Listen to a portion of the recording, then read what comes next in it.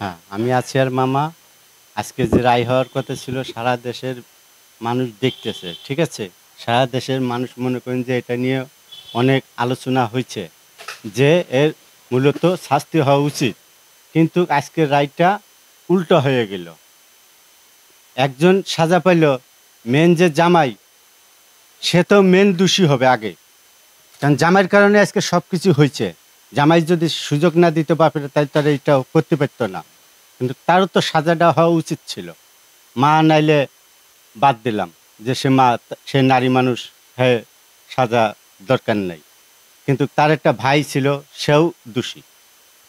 কিন্তু তিনজন একসঙ্গে ছাড়াটা এটা ভুল হয়ে গেছে, ঠিক আছে?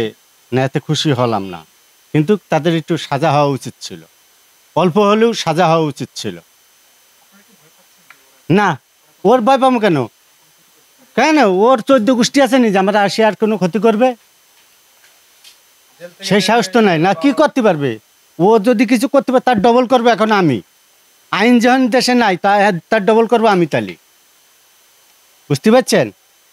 কারণ সাজা যখন হইলো না, একটা মার্ডার করলে এবারেও তো তার একটা সাজা হয়।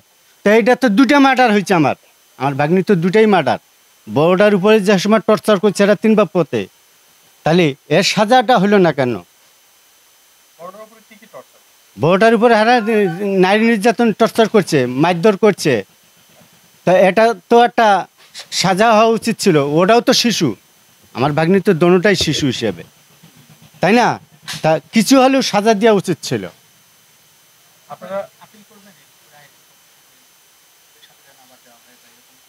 এরকম তো আমরা করতে বাধ্য এখন। হ্যাঁ, এখনো আছে। এখনো যদি না থাকে তাহলে তো দেশ চলবে না, কারণ এরা যদি ছাড় পেয়ে যায় এভাবে তাহলে তো দেশে অন্যায় আরও অতি থাকবে। আজকে আমারটা হয়েছে, কালকে আপনারটা হবে, কালকে জজেরটা হইব। জজেরটা জইব না এমন কোনো নিশ্চিত আছে?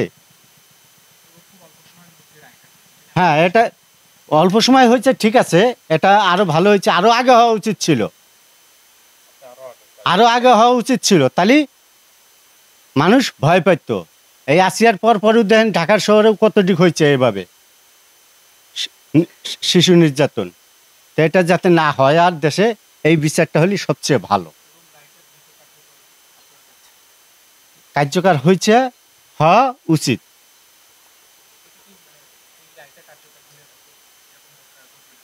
হ্যাঁ, এটা তো তাহলে অনেকে ভয় পাবে, কেন আমি যদি একটা আজকে অন্যায় কাজ করে হলে এটা আমার ভয় থাকবে মনের ভিতরে যে না রে আমি এই অন্যায়টা করব না।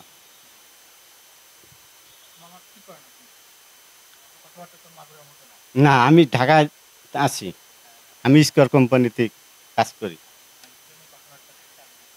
জি, মামা। ঠিক আছে, ধন্যবাদ। জি।